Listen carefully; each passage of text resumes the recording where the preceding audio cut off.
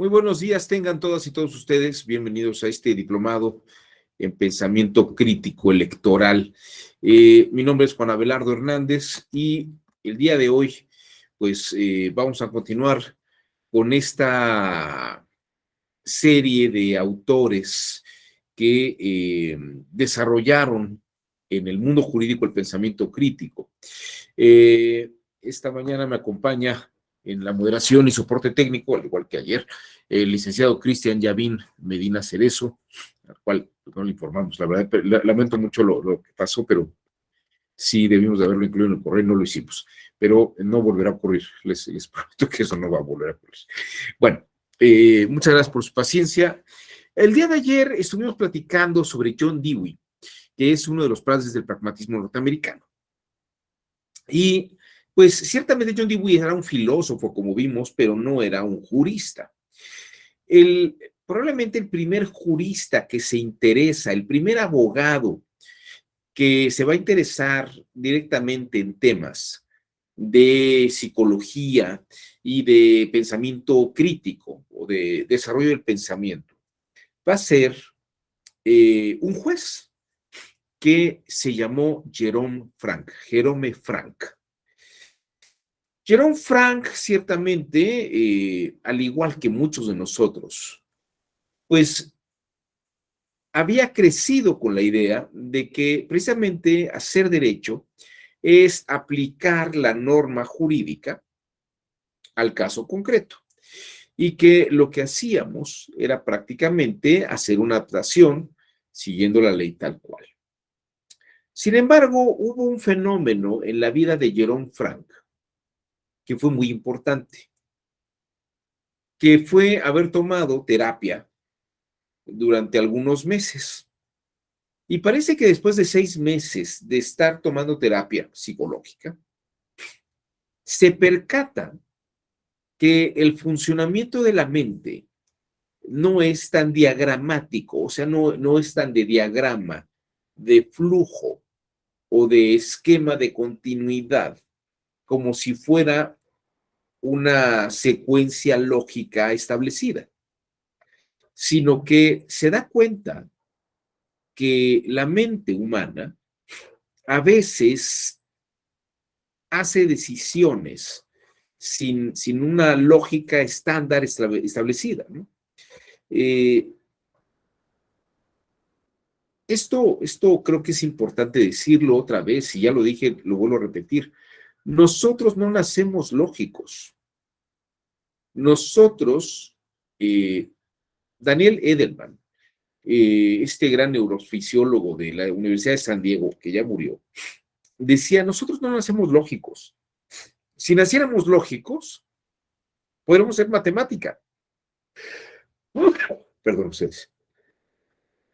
Si naciéramos lógicos, podríamos hacer álgebra. George Boole decía que todo el pensamiento se podía simbolizar algebraicamente, pero eso no quiere decir. George Boole pensaba que la mente funcionaba algebraicamente, pero si eso fuera cierto, todos nosotros habríamos pasado con 10 la materia de álgebra, porque si el álgebra es como funciona nuestra mente, entonces podríamos resolver algebraicamente todos los asuntos. Pero esto no ocurre así. Nosotros no resolvemos las cosas con álgebra. Que el álgebra pueda representar el pensamiento humano es otra cosa. Estamos traduciendo razonamientos al campo del álgebra. Pero eso no quiere decir que nosotros pensemos algebraicamente. Que yo pueda representar un razonamiento jurídico con un silogismo no quiere decir que yo piense con silogismos. El silogismo de Aristóteles tiene reglas. La lógica de Frege tiene reglas y las tenemos que aprender en la escuela porque no las sabemos naturalmente. Jerome Frank se da cuenta que efectivamente la mente humana realiza una serie de procesos mentales que incluso las juezas y los jueces no es que sigan al pie de las letras las leyes. Después de haber tomado esta terapia, Jerome Frank escribe un libro muy importante que se llama Derecho y la mente moderna. Derecho y la mente moderna. Es un texto que se escribe en 1930, donde plantea que la mente, trata de resolver problemas de una manera distinta a como parecería que lo hace el cálculo, la lógica o la matemática. Y vuelvo a repetir, parece que es el primer autor jurista que precisamente se preocupa por temas de psicología en temas jurídicos. De hecho, hay una obra que se llama Derecho e Incertidumbre. Es una obra que tiene este título en español, pero ustedes encontrarán en Editorial Fontamara. Probablemente es el único libro traducido al español de Jerome Frank. No se le ha traducido más, porque pues, yo creo que generaría varios conflictos en muchos autores, en muchos teóricos del derecho. Pero en realidad el texto es importante. Derecho e incertidumbre. ¿Qué tiene que ver la incertidumbre con esto? Y déjenme poner algunos ejemplos que creo que podrían ser muy ilustrativos de lo que, de la complejidad de los asuntos que están en el campo del derecho. Aquí tienen ustedes un cuadro de Joseph Désiré Court. Es un pintor posterior de la época napoleónica, en el que vemos a una persona que tiene que tomar la decisión entre salvar a un menor, a un bebé casi recién nacido, a una mujer que podríamos presumir que es la madre o simplemente es una mujer que está ahí con el bebé, deteniéndolo, y a un hombre mucho mayor de la tercera edad.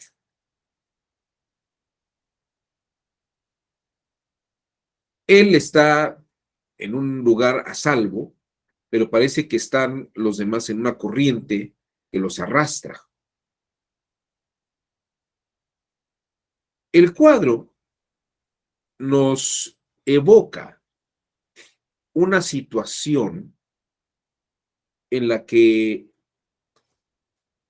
hay que resolver un problema.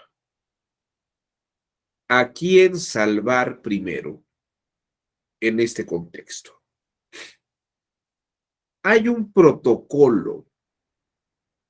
¿Hay alguna lógica que nos pudiera determinar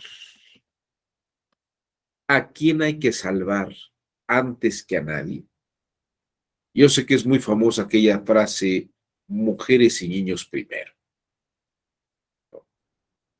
que se oía, parece que se oía en el Titanic mientras se estaba hundiendo. Mujeres y niños primero, hombres después. Pero aquí, en este cuadro que les he mostrado, hay que tomar una decisión. ¿A partir de qué tomamos decisiones? Quiero platicarles, no sé si ustedes habrán visto esa película de Will Smith, que está basada en un libro, creo que es de Isaac Asimov, que se llama Yo Robot. Yo Robot. En el que, en la película, el, el personaje va en un automóvil y tiene un accidente. Va su hija, creo que es su hija, en el asiento de atrás, en una sillita de bebé o de niño. La pareja con la que viajaba parece que está muerta, muere en el accidente inmediatamente, pero él y su hija están vivos. Y sale un robot que tiene por consigna salvar la vida. Y el robot hace un cálculo sobre quién puede sobrevivir, sobre qué es más probable hacer, quién tiene más probabilidad de vivir. Y entonces empieza a hacer el proceso para salvar a Will Smith. Y Will Smith le grita, no me salves a mí, sálvala a ella. Pero el robot, en la lógica de que debe salvar una vida, va a salvar la que es más probable salvar. Salvar a una niña es más difícil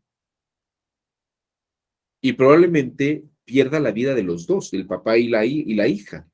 Pero si salva al papá, es más probable que salve al papá, aunque no salve a la hija. Salvó una de dos. Si trata de salvar a la hija, la probabilidad de salvar a la hija es menor y es más probable que mueran el papá y la hija. Entonces el robot, para no equivocarle al cálculo, lo que prefiere es salvar la vida de Will Smith. Y Will Smith le dice, no me salves a mí, salva a la niña. Pero el robot no lo hace porque sigue el programa que tiene. Esta parte de la obra de Isaac Asimov es muy, muy importante porque nos muestra, nos revela, valga la expresión, la diferencia entre un pensamiento lógico, mecanizado, que sigue principios abstractos, y un pensamiento humano que simboliza una situación, que simboliza una situación. Es preferible que yo muera y traten de salvar a mi hija. Yo también preferiría eso, a que me salven a mí, porque es más probable eso. Pero eso una máquina no lo entiende, sobre todo si ve proporcionalidades, probabilidades. El pensar con probabilidades, hay quien piensa que es una cosa muy buena, pero la probabilidad en realidad no existe al futuro. La probabilidad solamente existe como una lectura del pasado.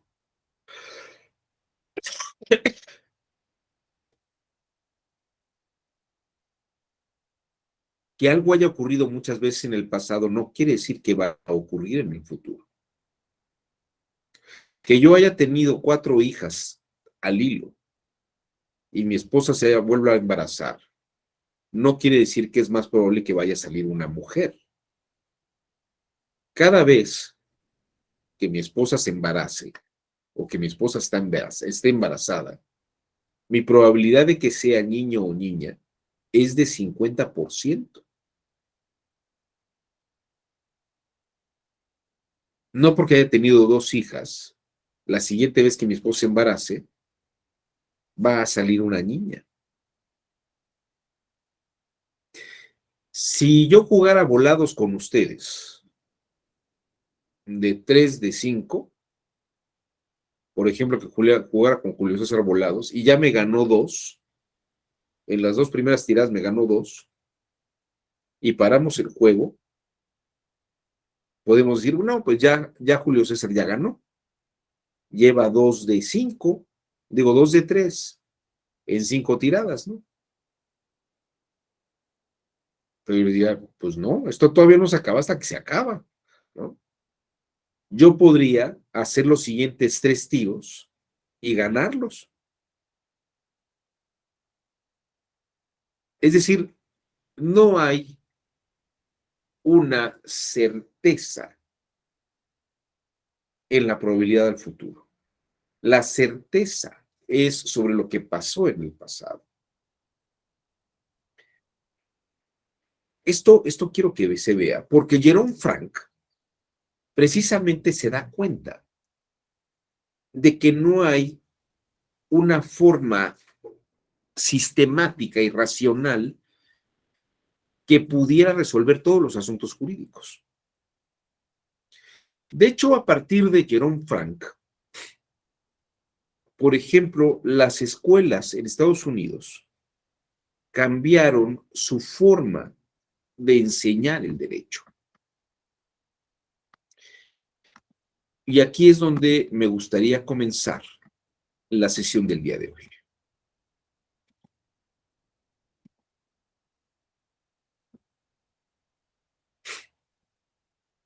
Solamente por plantear la situación. La mujer está sostenida por una raíz, parece ahí, como una raíz de o una rama de un árbol. El niño está detenido por la mujer. En ese sentido, diríamos que la mujer tiene de dónde asirse y ganar un poco de tiempo. El bebé, de algún modo, sujeto a la madre, o sujeto por la madre, tampoco está corriendo un peligro inminente inmediato. En cambio, el adulto mayor, aunque ya vivió, ya tuvo una vida, la condición en la que está es totalmente desproporcionada en cuanto a posibilidad de ganar tiempo para salvar su vida. Y el personaje de la pintura parece que toma eso y calcula la proporcionalidad, ¿no? No salva a los que tienen mayor probabilidad de salvarse. Claro, está corriendo un riesgo porque si salva al adulto mayor y de pronto la mujer se suelta, la vida del bebé y de ella corre mayor peligro. Pero, ¿qué tan seguramente puede ocurrir una cosa u otra? Si hablamos de probabilidad, pues es una probabilidad imaginaria, porque en el futuro no sabemos qué pueda pasar, sino que hay que correr un riesgo y el personaje decide correr el riesgo confiando, no en la probabilidad, sino en que la mujer tal vez pueda aguantar un poco más en lo que él salva una vida. Uno de los grandes maestros de las escuelas de negocios en los Estados Unidos fue Christian Christensen, que es uno de los grandes maestros del método del caso en Estados Unidos. De hecho, el Centro de Estudios sobre el Método del Caso en Harvard lleva su nombre, Centro Chris Christensen. Y fíjense esta frase que es esencial y muy importante. En el campo del derecho, precisamente Jerome Frank, después de haber escrito Derecho y la mente moderna, trata este asunto como esencial en el mundo del pensamiento jurídico, del pensamiento crítico jurídico. La enseñanza del método del caso es el arte de manejar la incertidumbre. Es el arte de manejar la incertidumbre. ¿Cómo le enseño a alguien a resolver un problema en una situación que no tengo prevista? ¿Cómo le enseño a esto yo les diría que es la clave esencial de la educación en los Estados Unidos? La alta educación en los Estados Unidos es cómo resuelvo problemas que no tengo previstos. Puedo yo enseñarle a alguien derecho, puedo enseñarle la ley y puedo decirle cómo la ley establece parámetros para resolver un problema. Pero si ustedes revisan los asuntos más complicados que llegan a las salas regionales y a la sala superior del Tribunal Electoral, del Poder Judicial de la Federación, a veces no hay ley explícita, ni tampoco existe una jurisprudencia, una resolución clara sobre qué hacer en ciertos casos. De hecho, la realidad es tan contingente, que siempre hay que estar buscando resoluciones nuevas. Y la prueba de esto es que después de tantos años, ¿qué pasó? después de tantos años,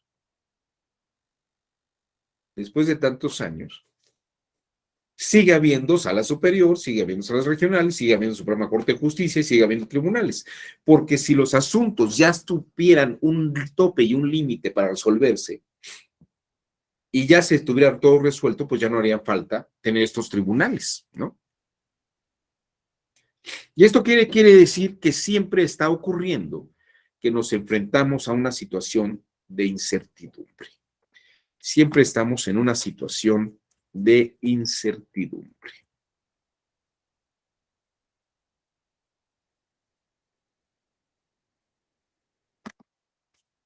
Y Jerome Frank, lo que dice en Derecho y la mente moderna, y cuando habla de la incertidumbre y el derecho, precisamente lo que aborda es este tema.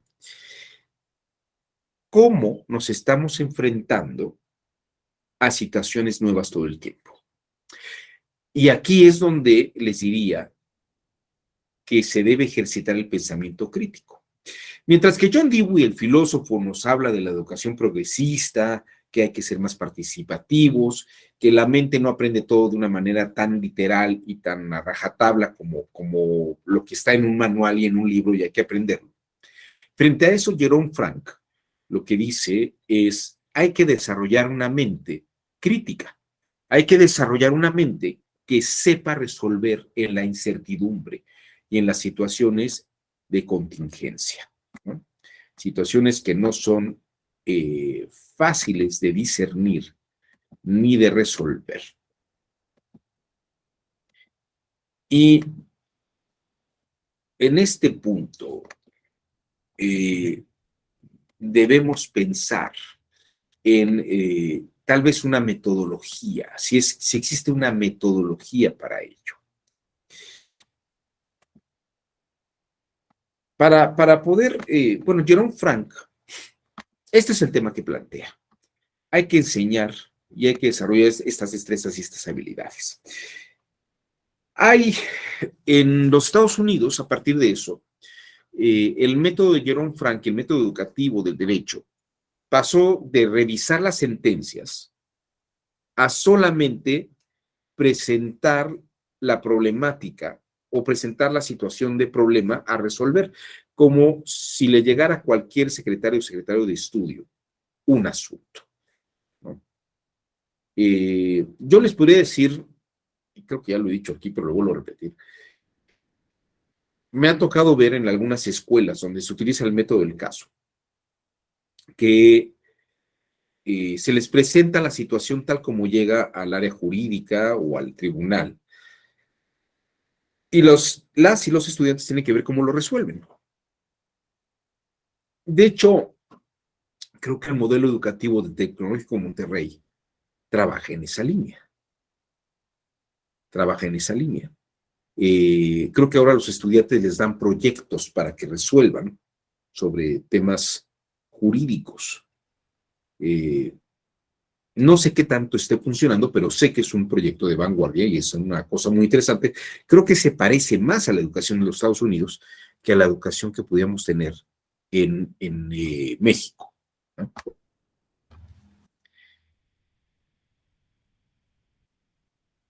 Pero, ¿qué es lo que propone Jerome Frank? Entonces, dejar el puro problema. Ahora sí que las constancias que hay en autos, eh, el acto reclamado, el acto de pedir, la acción de pedir, lo que ustedes quieran, ¿no? La queja, presentar el asunto para ver cómo resolverlo. Y les decía, mi experiencia fue que en algunos casos, en una maestría en Derecho de Empresa, en la Universidad Panamericana, los expositores de los casos eran los mismos directores o abogados de los jurídicos de las empresas. Y los presentaban los casos y los participantes trataban de resolverlos. Y fíjense que me tocó ver en una ocasión que uno de los participantes resolvió el asunto de una manera que no estaba prevista por el expositor.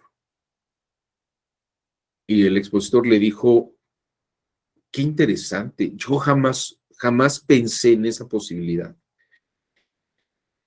pero si la hubiera tenido, hubiera sido una mejor respuesta que la que dimos en el jurídico de la empresa.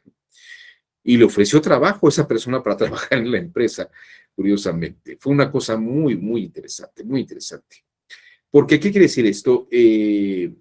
Incluso, tal vez no existe una respuesta estándar, pero tal vez sí existan mejores respuestas unas que otras. Pero a veces, y como diría Leibniz, la respuesta que damos no es que sea la mejor. Tal vez es la mejor que teníamos en las circunstancias y el contexto en el que estábamos. Y por eso hay que escogerla, ¿no? No es que sea la mejor respuesta que pueda haber. Y tal vez esto es lo que va haciendo que vaya mejorando y se vaya puliendo el sistema de resolución de casos. Esto precisamente es lo que prevé Jerome Frank. Jerome Frank se da cuenta que uno resuelve con base en lo que la mente va viendo en concreto en situaciones particulares. Y precisamente le diría a los jueces, le dice a los jueces, a sus colegas jueces, no nos engañemos, no estamos aplicando la ley tal cual como está en el texto. Siempre tenemos que ir haciendo algún ajuste o aplicando la normatividad en las circunstancias. Y a veces tenemos que interpretar con un margen de razonabilidad, ¿no? John Rawls o un Ronald Working dirían que eso es una afirmación aberrante, ¿no? Que hay que seguir los principios básicos de lo que es la ciencia del derecho, ¿no? Pero Jerome Frank les diría, a ver, no nos engañemos, la realidad no es una realidad rígida y los seres humanos no son variables de una operación de cálculo. Si eso fuera así, ¿para qué hablar de perspectiva de género? ¿Para qué hablar de proporcionalidad? ¿Para qué hablar de ponderación? ¿No? Si tuviéramos que seguir los principios de una manera rígida, rajatabla, ¿no? Pues esto sería un derecho draconiano. Dracón era un tirano ateniense que se quitaba de problemas para resolver asuntos. Si la pena máxima era la muerte y lo mínimo para castigar a alguien en un margen también podría ser la muerte, dice, ¿para qué nos andamos con medias tintas? A todo el que haga el delito lo matamos, ¿no? Las leyes de Dracón eran rígidas, ¿no?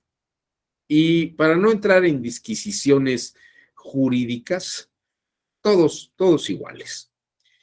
Bueno, esta idea de Jerome Frank precisamente ha llevado a revisar cómo deberíamos resolver problemas. Jerome Frank no tiene una fórmula, pero señala el problema y me parece que eso es una gran característica y una gran ventaja en la historia del pensamiento jurídico y pensamiento crítico jurídico. Les quiero presentar, podemos entrar ahorita a platicar sobre varios modelos, pero miren, les quiero presentar este modelo de sense making, como lo titula Dave Snowden. Yo les diría que esto es una forma de racionalizar, después de todo lo que plantea Jerome Frank, cuando vi yo este modelo de Dave Snowden, me parece que Snowden trata de resolucionar muchas cosas, no solamente en el mundo del derecho, de lo que quería Jerome Frank, sino en el mundo de los negocios, en el mundo de la empresa. Este es un modelo que se utiliza en las escuelas de negocios. Se titula Sense Making porque dice, para solucionar un problema lo que hay que hacer es encontrarle sentido. ¿Cómo extraer sentido al mundo para poder actuar en él?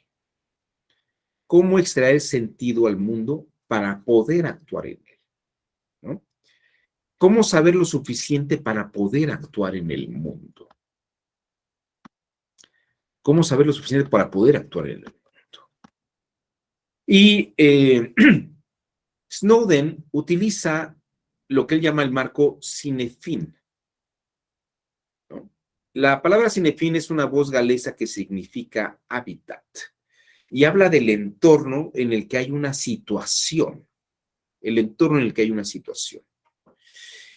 El modelo cinefin se crea en 1999 por este señor, que no es un abogado, sino que trabaja para la IBM, Global Service, y cuando le preguntan cómo podemos capacitar a las personas para que resuelvan problemas, él desarrolla este modelo. Y fíjense que el dibujito ese que pone no es un dibujito exacto, ¿no? Y es que dice, es que así es la realidad es contingente, no es cuadriculada, no tiene bordes exactos y es dinámica. Y dice, cuando nos enfrentamos a una situación en la realidad, podemos tener, a grosso modo, 4 escenarios posibles. El primero de ellos tal vez se mueve dentro del campo del orden. O bueno, 2 de ellos podrían, en estos 2 cuadrantes que están a la derecha, podría haber una tendencia más hacia un orden. Pero también del otro lado podíamos ver resoluciones que están más en un campo del desorden, que no son tan fáciles de cuadrar, pero es que la realidad tampoco es que sea fácil de ordenar de una manera rígida. Cuando nos enfrentamos a una situación muy localizada, o sea, sabemos de qué estamos hablando, damos sentido siguiendo lo que dice tal vez la norma establecida. Se ha dado una situación que está prevista en una regularización y respondemos aplicando el protocolo o la normatividad para resolver el problema que está establecido. Ahí el problema tiene una solución obvia y simple. Ahora bien, puede ocurrir que entremos en una situación complicada. Ya no es obvia y simple la solución, sino que hay que buscar solución a una situación que es complicada. Y entonces, para darle sentido a eso, hay que analizar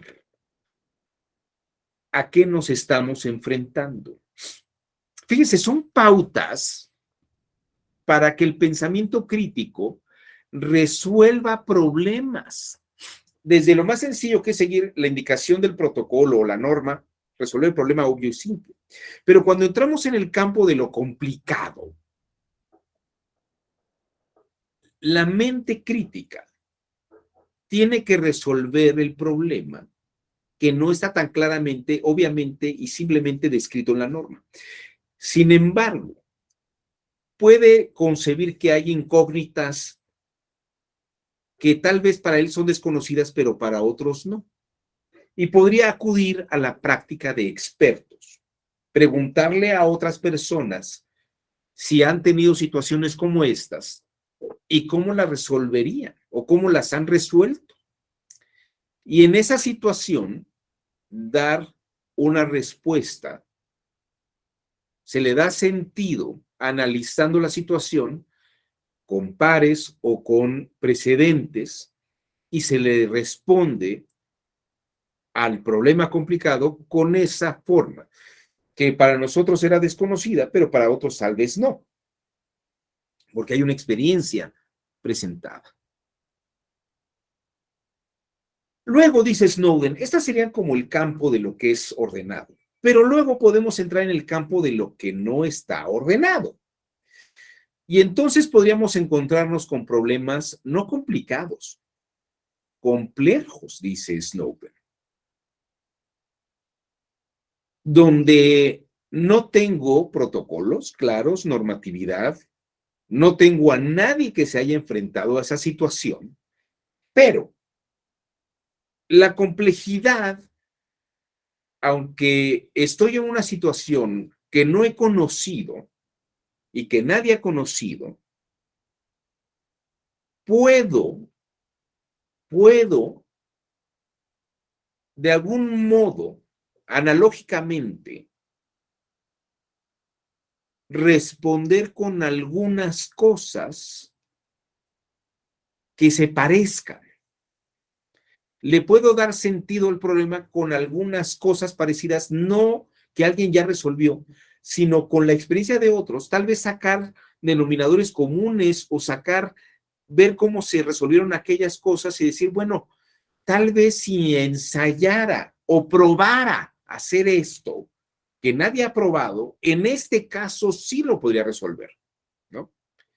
Si habláramos de medicina, las enfermedades obvias y simples son las que me duele la cabeza, pues tómese un Tylenol, ¿no? Tengo algo inflamado, tómese un Flanax, ¿no? Quiero subir las defensas, tómese un Aderogil. Son respuestas obvias y simples, ¿no? Me duele la cabeza, pues tómese una aspirina, ¿no? Algo complicado sería, tengo un dolor de espalda, tengo tal padecimiento.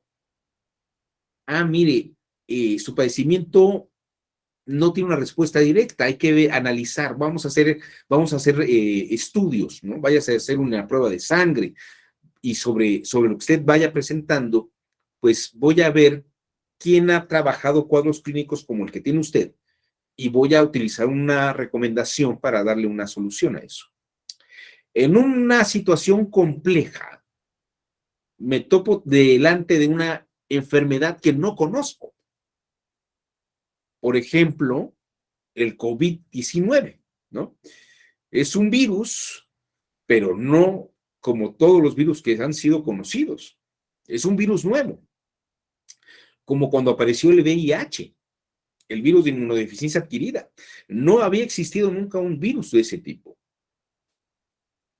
Entonces tengo una situación compleja y tengo que ver con lo que sé cómo manejarlo, cómo operarlo, ¿no?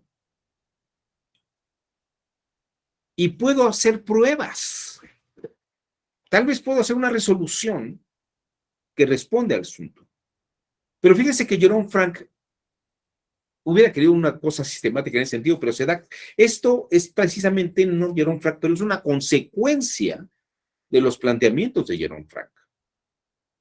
Claro, la mente jurídica, el derecho con una mente jurídica, con una mente psicológica, lo que se da cuenta es que puede seguir lo obvio, solucionar lo complicado con otras opiniones, pero cuando se enfrenta a una situación compleja que no tiene precedentes, tiene que probar soluciones y lo hace en el margen, en el rango que se puede hacer. Ya en el cuarto cuadrante, Dave Snowden nos habla de lo que es caótico y desconocido. Aquí ni siquiera sé qué está pasando. Es una situación en la que hay un desconocimiento total. Como en la Guerra Mundial Z, la de los zombies. De pronto veo una situación en la que hay zombies, pero no sé ni qué está generando eso, ni qué está haciendo, ni cómo está pasando una cosa u otra. No tengo ni la más remota idea de nada, ¿no? Ni sé si es un virus, un hongo, no tengo idea absolutamente de nada de lo que está pasando. En el pensamiento complejo, sí tengo tal vez algún indicio, podría obtener algún indicio, pero en el caótico y desconocido, no. Incluso si ustedes vieron esa película de la Guerra Mundial Z, Brad Pitt, me parece que es el actor, dice, bueno, frente a un virus, pues lo que hacemos es buscar un anticuerpo, ¿no? Un antídoto. Y, y dicen, bueno, pues, pero no existe el antídoto, no existe el anticuerpo que haga lucha frente al. Pero dice Brad Pitt en la película, La Guerra Mundial Z. Bueno, yo lo que me di cuenta es que lo que le pasa a los zombies aquí en esa película es que no atacan a gente, no atacan a gente enferma, atacan a gente que está sana. Y entonces dice, si yo pudiera eh, enfermar a la gente enferma se vuelve invisible para el zombie. Bueno, ahí tuvo un indicio y probó algo con una hipótesis que tenía, que no había antecedentes, pero encontró una solución emergente, que fue, bueno, yo no puedo matar al monstruo, al zombie, pero puedo camuflajearme con eso y puedo matar zombies camuflajeado. Pero en una situación caótica y desconocida, no tengo una solución emergente. Tendría que hacer prácticas novedosas y actuar con cosas que jamás se nos hubieran ocurrido. Ensayar situaciones complejas, ¿no?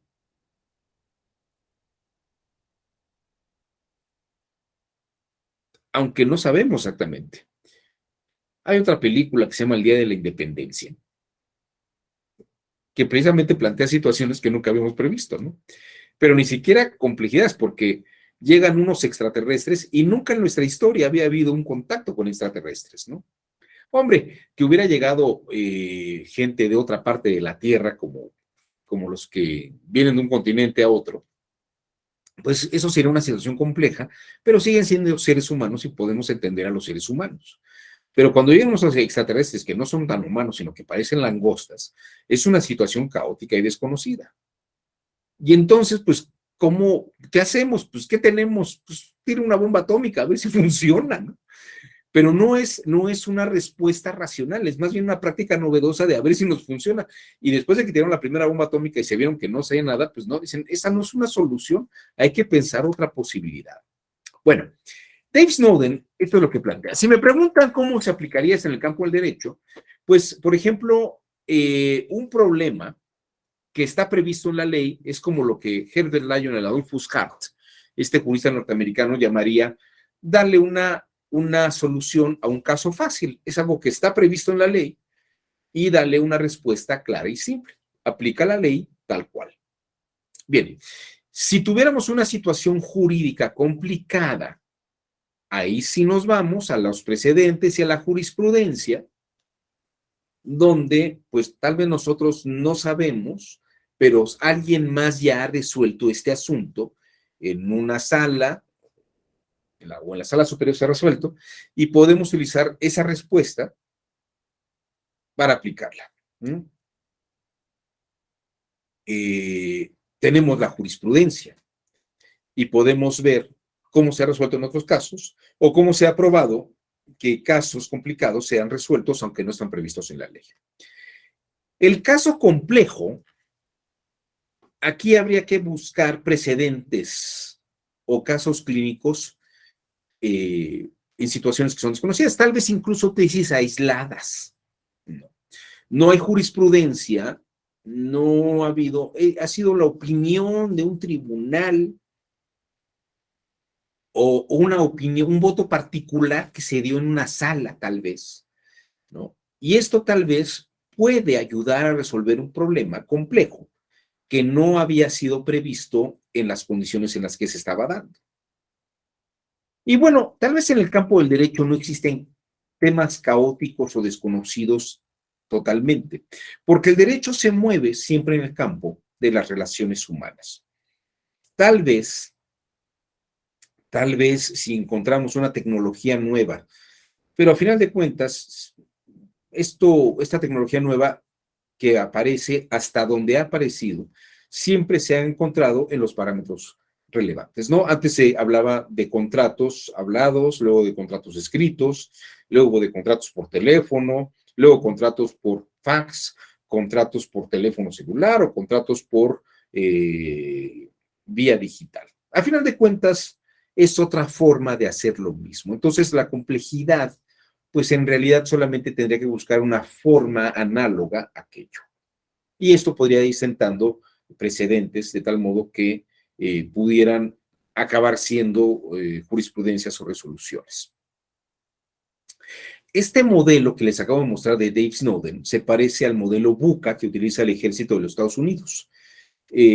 BUCA es el nombre que recibe porque habla de tratar de resolver asuntos en la volatilidad, en la incertidumbre, en las situaciones complejas o en situaciones ambiguas. No es tan esquemático como el sistema de Dave Snowden. De hecho, el sistema de Dave Snowden aparece después de este esquema de BUCA que utiliza el ejército de los Estados Unidos, ¿no?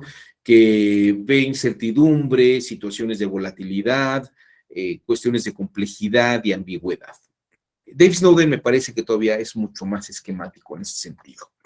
Bueno,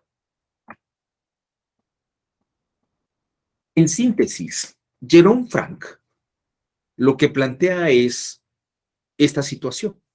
Dice, el derecho, pues estaría muy bien si se resolviera de una manera fácil, con lo que la norma dice, o bien buscando los precedentes y la jurisprudencia que se ha establecido. Pero, por lo general, y aquí las secretarias de estudio y los secretarios de estudio y cuenta, creo que lo verán con mayor claridad que muchos otros. Lo que llega siempre al tribunal son temas que no tienen una solución estándar. O sea, no es que llegue el asunto y dicen, ah, mira, este asunto es igualito que todos estos. Entonces vamos a darle esta solución, ¿no? Porque cada caso tiene sus particularidades, tiene sus contextos singulares. Dice Michel Foucault en un libro que se llama La microfísica del poder, que cada caso que se da en la realidad tiene sus propios principios contingentes. Por eso se llama microfísica, porque no es como la física universal que se le aplica a todos, sino cada caso parece que tiene su propia lógica y sus propias condiciones de microfísicas. Y hay que pensar los casos particulares con sus peculiaridades y particularidades. No todo mundo se enferma de la misma manera. Todo mundo podría, 3 personas podrían ser contagiadas con COVID-19, pero tal vez no afecta igual a una persona con sobrepeso, hipertensa, diabética, que a una persona joven que no tiene ninguno de estos malestares y tiene una condición física extraordinaria, o bien a otra persona que aunque es joven, no tiene una buena condición física. El tratamiento no puede ser igual. En este caso, el derecho es como la medicina, dice Jerome Frank. Jerome Frank siempre habla sobre que el tema del derecho hay que pensarlo como en el caso de la medicina. Cada situación, cada persona que está en una situación jurídica es como un enfermo en un hospital y tiene que ver su condición física, cómo la enfermedad está actuando en esa persona particular y cómo debería buscarse la solución médica. No, no es como, tiene COVID-19, ah, pues entúbenlo, a todos entúbenlos, ¿no? Intúbenlos, no, no podría ser posible intubar a todo mundo. De hecho, es un problema que había con lo de las camillas, ¿no? Y en los hospitales. Porque el tratamiento para esos casos es un caso extremo. Hay personas que no tienen ni siquiera síntomas y tienen el virus, pero no a todo mundo se le da el mismo tratamiento. Si alguien tiene que era lo que decían por lo general, mire, si no tiene estas condiciones de gravedad, tómese un paracetamol para que se le quite el dolor de la cabeza y en todo caso tome esta otra cosa para bajar la fiebre, ¿no? Creo que el paracetamol también baja la fiebre. Eh, pero la medicina no es soluciones de la abuelita estándar, ¿no? No es que todo el mundo se tome su tecito con miel y limón, ¿no? Tampoco se trata de eso. depende de las circunstancias y cómo hay que monitorear a todas las personas, a cada una de ellas. Y en ese sentido, Jerome Frank dice, hay que aprenderle a la medicina las formas de resolución de los asuntos. No es que la regla de derecho se aplique de una manera radical y a rajatabla, sino que hay que comprender cada caso en su contexto y en sus particularidades. ¿Quiénes son las personas involucradas en un asunto? Y sobre eso tratar de resolver en la particularidad del asunto. Y ese análisis de particularidad en una situación complicada, compleja o caótica es algo que tiene que hacer el pensamiento crítico. Y les diría, el modelo de Dave Snowden tal vez no es la mejor solución, pero nos da un cuadro de dónde estamos parados en ciertas circunstancias. Si es una situación obvia o fácil, complicada, compleja o caótica. Jerome Frank tiene en un momento dado una serie de textos entre los años 30 y 40. Él muere en el 57, me parece en el 50 o el 57. Él muere en la década de los 50, después de la guerra, y se da cuenta que hay una corriente que trata de estandarizar soluciones. Pero él precisamente plantea que no hay solución estándar en el derecho. Puede haber soluciones a casos parecidos, pero que son obvios y simples, ¿no? Me decía un ex magistrado de sala regional, don Juan Carlos Silva Daya, que, que cuando había elecciones, a veces era excesivo el trabajo en la sala regional. Pero claro, dice, hay asuntos que son muy sencillos, son simples, porque además se aplica la ley o se aplica el criterio y no tiene un margen de particularidades que pudieran hacer más complejo el asunto. Entonces, claro, en la línea del orden son temas que son obvios y simples o que estarían en el campo de lo que Dave Snowden llamaba lo que es lo complicado, que algo esté complicado. Cuando entramos a lo complejo, es cuando hay que sentarse a hacer un trabajo más detallado.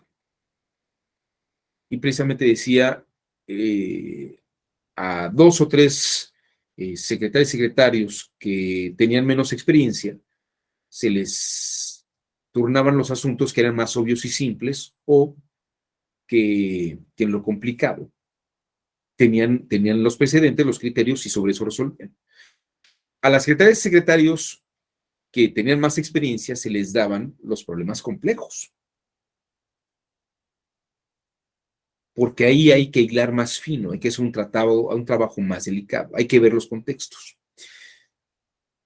Y esto es lo que hace el pensamiento crítico, tratar de ser creativo e innovador, ¿no? Y no por una cuestión de disrupción, sino porque precisamente hay que buscar nuevas soluciones o ensayar y probar soluciones a partir de otros parámetros que nos puedan permitir comprender un asunto. Con esto, ¿qué les quiero decir? Que Jerome Frank abre la puerta y diríamos que dice el rey va desnudo, con este planteamiento tan fácil como que no es tan fácil como que apliques la ley al caso particular, porque cada caso tiene sus contingencias, tiene sus circunstancias y tiene sus contextos. Y eso es lo que tienes que aprender a medir en cada caso particular. Y creo que ahí está la clave de todo ese punto. Si ustedes me preguntan, Jerome Frank, ¿qué más dice? Pues precisamente dice que hay que razonar siempre en la incertidumbre. La realidad nunca se comporta igual de la misma manera. Y en el campo de lo jurídico, el derecho no se está enfrentando la mayor parte de las veces, por estadística, ¿no?, a situaciones iguales. Siempre les diría que la estadística lo que nos dice es que las situaciones nuevas o complejas, ¿no?, se van presentando todos los días. Y eso lo que hace es que el derecho se enfrenta a la incertidumbre. Tiene que tener esta habilidad la jurista o el jurista, la operadora jurisdiccional o el operador jurisdiccional, e incluso las y los abogados. Ese es el trabajo del derecho, ver soluciones en la incertidumbre. Y tal vez aquí redondeo con lo que platicamos el día de ayer. Hemos tenido una educación memorística, que tal vez, como decía Abel el día de ayer, no es tan malo memorizar. No es malo. El tema es que la memorización nos ayuda a resolver problemas obvios y simples o complicados, si sabemos las jurisprudencias. Pero cuando llegan los asuntos, por lo general, siempre llegan asuntos complejos, que vemos que tienen sus particularidades. Y tenemos que desarrollar análisis crítico. Y vuelvo a la etimología de critein, o de crisis, que es distinguir. De ahí viene la palabra criba, como la coladera. Tengo que distinguir qué es igual y qué no lo es, dónde está lo diferente y dónde no está lo diferente. Y dentro de lo diferente, cuál es el marco y el margen en el que me puedo mover. Y qué pasa si resuelvo de una manera o qué pasa si se resuelve de otra manera. ¿Qué estrategia tengo que aplicar? Estas son las cosas que tengo que aprender a medir, ¿no? Porque la realidad es contingente. Y en la contingencia hay incertidumbre. Tendríamos que estar preparados para la incertidumbre. Y en ese caso, tal vez John Dewey no estaba tan equivocado. Educar en la experiencia misma es una buena idea. Después del texto de Jerome Frank, les decía que el método del caso se vuelve importante, quitando las resoluciones de las y los jueces. Dicen, procura ahorita, ya luego verás qué resolvió esa jueza o ese juez. Ahorita trata de resolverlo sin la resolución. A ver qué se te ocurre. Agilízate, practica. Y luego, por el otro lado, a partir de Jerome Frank surgen las prácticas profesionales en derecho. A partir de Jerome Frank surgen lo que se llaman las clínicas. Tomando el análisis de la Escuela de Medicina, ¿no?, Jerome Frank dice, hay que utilizar clínicas, así como a los estudiantes de medicina, las y los profesores los mandan a los hospitales a ver casos, a los estudiantes de derecho los deberían estar mandando a ver casos, ¿no? Es lo que en derecho llamamos en algunos casos pasantías. Pero la pasantía, como se entiende en Estados Unidos, más bien es como tener tutores, ¿no? No es el pasante que llega y cose el expediente, ni que saca las fotocopias, ¿no? El pasante o el practicante en medicina, por ejemplo, en Estados Unidos, si ustedes vieron esa serie de televisión Grey's Anatomy o ER, Sala de Emergencias, lo que ven ustedes son personas pasantes, ¿no? Pues son médicos, no, todos ellos son personas que están estudiando y que aspiran a ser médicos, ¿no? Y la serie de ER se acaba cuando la gente empieza ya a ser médicos. Y hay quien se queda como enfermera o enfermero, pero hay quien ya pasa a ser médico. Es llevar la práctica misma bajo la supervisión de doctores, doctoras. Jerome Frank dice, debería haber clínicas jurídicas, que los estudiantes empiecen a llevar los asuntos bajo la supervisión de abogadas y abogados expertos, que en los tribunales pudiera llevarse prácticas judiciales, ¿no? Claro, los asuntos son muy delicados y en otras partes del mundo tienen más cuidado. Lamentablemente hay muchos pasantes que luego abren la boca de más. Y es algo que hay que enseñarle a los pasantes, a no abrir la boca de más. Y mucho menos si están en un tribunal y saben más o menos cómo se podría resolver un asunto, ¿no? Pero creo que es un factor importante que la gente que está aprendiendo algo lo practique. Y esto Jerome Frank es lo que dice. Hay que mandar a los estudiantes a las clínicas mismas. Algunas universidades crearon despachos jurídicos gratuitos donde precisamente ponen a los estudiantes a hacer estas prácticas, ¿no? Y pues ahora sí que llevan asuntos más sencillitos, más que complicados, pues que tienen soluciones obvias o simples y les enseñan a hacer trámites básicos, ¿no? Esto básicamente es lo que Jerome Frank propone, directamente lo propone, dice, hay que desarrollar ese pensamiento crítico de la incertidumbre, ¿no? Ante la incertidumbre. Y lo que él encuentra es esto. Hay que enfrentar a la gente a las situaciones y que la propia mente, con la formación normativa legal, pues les enseña a uno a resolver en la incertidumbre. Esto me parece que da un perfil muy claro de lo que es precisamente elaborar el pensamiento crítico. John Dewey, hay que cambiar el modelo educativo. Jerome Frank, enfocado esta idea al campo del derecho, sobre todo entendiendo que hay que cambiar el modelo educativo porque hay que aprender más a resolver problemas no previstos que a resolver los problemas previstos, ¿no? En Estados Unidos hay una condición que se llama paralegal. Los paralegales no son abogadas ni abogados. No sé si ustedes vieron esa película de Erin Brockovich, me gusta mucho el cine. Me gustaba mucho el cine, que tenía tiempo para ver películas antes. Si se dan cuenta, he hablado de puras películas viejas, no he hablado de películas nuevas, ¿no? Y es que las películas nuevas, hay unas que son terribles. Pero, por ejemplo, Erin Brockovich con Julia Roberts muestra la historia de una mujer que se mete a trabajar en un despacho, que no es abogada, pero que tiene mucha habilidad y sagacidad de inteligencia para resolver problemas. Es una paralegal, ¿no? Y los paralegales ayudan a la resolución de problemas desde sus perspectivas o bien apoyan a las abogadas y a los abogados a reunir información, a organizarla, a buscar pruebas, como lo que hace Erin Brockovich en la película que tiene ese mismo título. Los paralegales, incluso hay diplomados y programas de formación de paralegales. Las y los abogados desarrollan esos programas de paralegales. Y eso es muy interesante porque son auxiliares de abogadas y abogados.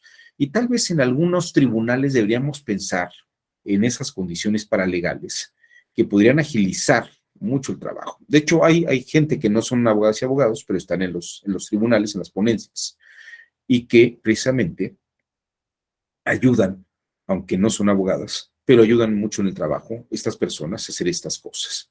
Bueno, pues ya he hablado demasiado, yo no he dejado que nadie hable aquí. Opiniones, comentarios, ¿qué les ha parecido esta postura de Jerome Frank? ¿Qué les pareció el esquema de David Snowden? ¿Creen que se puede aplicar al derecho? Yo creo que sí, pero ¿alguien lo conocía? No. Edgar, levantaste la mano, te escuchamos, adelante. Sí, profesor, buenos días. Quiero hacer una aportación sobre el análisis de casos, sobre esa metodología, Sí. de la cual comentaba hace unos minutos. En algunos meses tuve la oportunidad de trabajar en la ponencia del Maxeo Reyes y pues mi primer asombro es por qué se elaboraban tantos votos particulares, concurrentes, había tanta discrepancia con la mayoría. Entonces yo supuse que era a partir de un análisis crítico. Sin embargo, creo que el origen de tantas posturas diversas parte de que aplican el método del análisis del caso, a que nos referimos a que si bien un caso se resolvía conforme a la mayoría de la sala superior a través de una jurisprudencia, de 2 o 3 jurisprudencias y un precedente, el Maxwell Reyes, a partir del análisis del caso, advertía que de acuerdo de acuerdo al caso que teníamos, era diferente, existía alguna variante a la que estaba resolviendo la mayoría y era un motivo suficiente para apartarse de esa línea. ¿Me explico? O sea, cuando la mayoría de la sala superior aplicaba una jurisprudencia, pues el deber de acá del secretariado era revisar los precedentes que habían generado esa jurisprudencia. Entonces, a partir de ahí, comparar el caso de nosotros, el caso que teníamos analizando, y teníamos que advertir si existían las mismas circunstancias o bien había una variante, y advertir si esa variante era suficiente para cambiar de línea o considerar que no era aplicable la aplicación de cierta jurisprudencia, pero a partir de variantes. Y, o sea, lo que entendí es que el análisis del caso es una línea todavía más delgada y más puntual que la aplicación de las tesis, de las jurisprudencias e incluso de los precedentes, porque, pues, quisiera que recordáramos que desde 2007, 2017, 2018, el magistrado ha emitido esa serie de votos e incluso se ha apartado de ciertos criterios que más adelante, que años más adelante, se vuelven, o sea, efectivamente hay cambios de criterios, ¿me explico? Solamente que él atiende a las circunstancias. Por ejemplo, yo recuerdo uno de los votos que él sostenía ya años atrás sobre el cambio de criterios en cuanto a las controversias suscitadas en el ámbito parlamentario. Yo recuerdo que él ya se había apartado porque él advertía que no en automático teníamos que asumir, que deslindarnos de la competencia por el solo hecho de que la controversia se hubiera suscitado en el recinto o en el ámbito parlamentario como tal, o sea, no en automático conforme a las jurisprudencias de 2013-2014 de Sala Superior. Al contrario, él sostenía que debíamos hacer un análisis formal y material de competencia. Primero formal, pues, para advertir si se involucraba posiblemente algún derecho político electoral, y material, a ver si efectivamente había una afectación a la capacidad o al derecho de representación del o el promovente, en este caso del legislador de la legislatura que promovieran, ¿sí? Un juicio ciudadano. Y me acuerdo que era era de las primeras magistraturas que se apartaba de la aplicación automática de esas jurisprudencias. Y ya como lo habíamos comentado en alguna otra participación, el año pasado, efectivamente, el magistrado Felipe de la Mata ya sostiene un argumento en el cual refiere que es necesidad de que evolucionen estas jurisprudencias 2013-2014. ¿Para qué? Para que se genere una evolución y un cambio de criterio y no aplicar las jurisprudencias de manera automática, sino que también hay que cuestionarlas y hay que realizar de manera cautelosa estos análisis de competencia a fin de advertir si no existe un derecho político electoral vulnerado. Bueno, lo que voy con todo esto pues es que me di cuenta que la ponencia aplicaba en el análisis del caso. Meses después yo me regreso a un tribunal local, entonces me dieron una secretaria de estudio aquí en el Tribunal Electoral de Aguascalientes y quise retomar esa metodología. No, sin embargo, pues hay todavía mucha inseguridad por parte de los demás ponencias o magistraturas, porque pues es muy riesgoso estar variando por alguna variante, cambiarte de línea, de una línea, cuando ya existe una jurisprudencia vigente con ciertos años de creación. Entonces, pues es riesgoso, sí, ciertamente es riesgoso, pero pues siempre es ambicioso porque el derecho se vuelve muy perfecto y muy puntual. Sí, hasta aquí mi participación. Muchas gracias, Edgar. Muy interesante lo que has platicado. Y creo que también mucho de esto tiene que ver con la idea de que en una instancia inferior tal vez hay que seguir tal vez cierta dogmática y ya los problemas más complejos, pues elevarlos a otra instancia. Y sí, tienes razón, hay mucho temor y tal vez uno no quiere correr tanto riesgo, ¿no? Tal vez hay que tomar decisiones sobre qué vale la pena tal vez dedicarle y aventurar algunas respuestas. Pero bueno, ciertamente, recordemos que también hay que hacer trabajo administrativo, ¿no? Y me parece muy interesante lo que has planteado, sobre todo que ya la sala superior es como propiamente un laboratorio donde hay que que ejercer estas formaciones de razonamiento crítico jurídico. Julio César, levantó usted la mano también, adelante, le escuchamos. Muchas gracias, doctor, compañero, muchas buenos días. Mi comentario de verdad no es ir en contra del trabajo que hace la sala superior y las salas regionales, no, al contrario, creo que hacen muy buen trabajo. Pero, hace ya algunos años, Juan Manuel Sánchez Macías, en ese momento era el decano de los secretarios, estaba con la magistrada, me parece que Alanís. Yo estaba haciendo mis pininos en el Tribunal Electoral, era yo auxiliar, y nos dijo, a ver, no porque lo diga la sala superior, significa que está bien. A mí, ¿cómo se me quedó esa parte? ¿Por qué? Estamos tan acostumbrados en el derecho que la máxima es el principio de autoridad. ¿Quién lo dice? Busca antecedentes de la sala y de la sala superior. ¿Por qué? Porque va a llegar allá. Ahí te van a decir si pensaste bien o pensaste mal. Lo que he venido aprendiendo acá con usted en estas charlas y del enriquecimiento que dan mis compañeros, es que el pensamiento crítico rompe un poquito, o si no, rompe mucho con lo que es el esquema cuadrado de pensar, sino abre tu mente, hay muchas posibilidades de pensar. Pero yo veo que esta cuestión es cíclica, porque al final de cuentas vamos a llegar a un argumento de autoridad.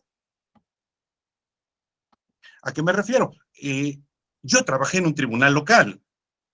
Me decíamos, ¿te da miedo? Pues sí, te da miedo, claro que sí. ¿Por qué? Porque nosotros vivimos de las revocaciones.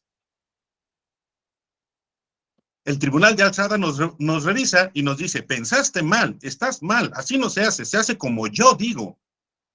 Tienes que retomar el criterio. Y hace algún momento, algunas clases con la maestra Alejandra Tello, yo lo mencioné, bueno, y esto, repito, no lo dije yo, lo dijo otro magistrado de la antigua integración. Qué fácil es ponerse creativo cuando no te revisan. Entonces, pues, yo he estado muy en contra a lo mejor soy muy legalista, pero hay cosas donde por tutela o lo que ustedes como lo quieran mencionar, para mí la sala superior ha ido de más. Ha ido de más. Pero al final de cuentas, ese es el criterio.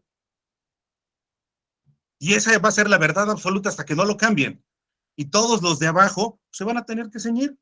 No hay de otra. Y es cíclico. Este pensamiento crítico que nos hace pensar de otra manera, llegamos al argumento de autoridad. Muchas gracias. Muchas gracias a ti, Julio César. Pues ciertamente, tal vez concedo en parte y en gran parte lo que dices. Parece que a final de cuentas se sigue la voz de autoridad, pero porque son criterios que se tienen que seguir para no generar tal vez cierta postura caótica.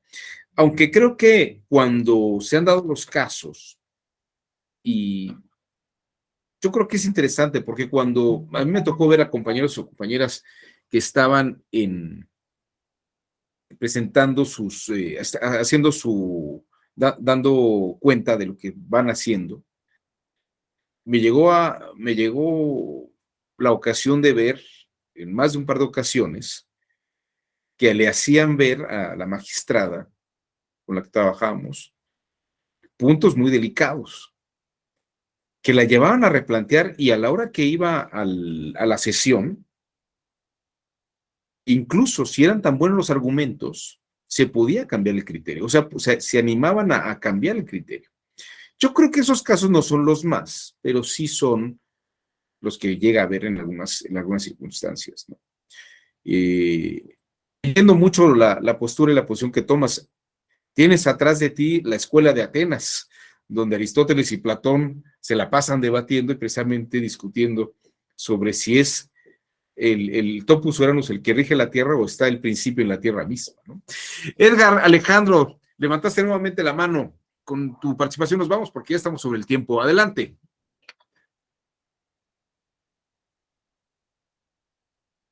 Nada más prende el micrófono porque no te escuchamos. Ahí estás. Gracias, profesor. Sí, seré breve, ya nos quedan unos minutos para concluir. Quisiera retomar el comentario que hace nuestro compañero Julio César. Vaya, con mucho respeto, yo considero que si bien nos tenemos que ceñir, bueno, para conseguir confirmaciones o generar cierta certidumbre jurídica, sí nos tenemos que ceñir a la línea, a la cadena impugnativa, ¿no?, de las autoridades revisoras. Sin embargo, esto no, en teoría, a mi parecer, no es malo, o sea, no es un aspecto negativo en contra de la administración de justicia, porque la labor de las primeras instancias, ¿no?, siempre es generar certidumbre jurídica de cómo resolver ciertos casos y no a fin de evitar que cierto caso que se te presente, cierta problemática jurídica que se te presente con ciertas circunstancias, sea un albur o un volado, ¿cómo se va a resolver? Eso es genera una incertidumbre absoluta para la parte justiciable. Y al contrario, creo que la labor de la cadena impugnativa, en este caso de la materia electoral, es precisamente generar certidumbre. Y ello se consigue a partir de que existe esta línea de precedentes, este análisis de caso, que se aborda específicamente en que un tribunal local, en teoría, recibe un medio de impugnación y si advierte que este asunto ya se ha resuelto en alguna de las otras salas regionales, incluso no en la sala que va a ser la revisora, ¿sí?, o bien en sala superior, retoma ese criterio a fin de generar certidumbre. En muchos casos también nos hemos encontrado aquí en el tribunal local que citan precedentes correctos y no dan margen de maniobra o margen de arbitrariedad para el tribunal local. Al contrario, nos exigen, vinculantemente que adoptemos una postura en específico, pero insisto, todo es a partir de la intención de generar certidumbre jurídica en la cadena impugnativa. Es cuanto. Muchísimas gracias. Aquí Edgar Goroseta hizo un comentario. Efectivamente, de otra manera, cada persona con base en su opinión tendría un criterio particular. No sé si quieres agregar algo más a esto, Edgar Goroseta. No, es cuanto, en cuanto a que yo sí veo viable. Sí, gracias. Perdón. No, este otro de Edgar, perdón. Ok, gracias. Sí, yo coincido con mi tocayo, pero también coincido con Julio. Y no, vaya, efectivamente necesitamos tener una línea que nos marque por dónde sí se puede caminar. Sin embargo, esto no quiere decir que pueda existir una evolución, que creo que ya también lo mencionó Edgar Alejandro. O sea, la evolución se tiene que dar, pero no podemos darla permitiéndole a cada tribunal que con base en un criterio particular de ese tribunal tome decisiones, porque si no, nunca nos podríamos de acuerdo. ¿Es cuánto? Muchísimas gracias, Edgar, y pues ya no podemos continuar, se nos ha acabado el tiempo. Les agradezco a todos y a todos su generoso tiempo, aunque tendremos tal vez oportunidad de seguir platicando. Nos vemos el día de mañana nuevamente y abordaremos otro de estos fascinantes temas del pensamiento crítico. Vamos a hablar sobre John Rawls, perdón, y Robert Nozick, las nociones de justicia, y eso será otro campo de mucho debate seguramente que tendremos el día de hoy. Digo, el día de mañana. Que tengan buen día, hasta luego. Ya llegamos a miércoles, la mitad de la semana. Mucho ánimo. Buen día. Ya casi es viernes.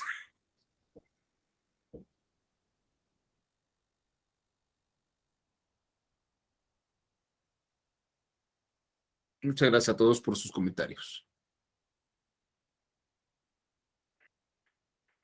Nos vemos.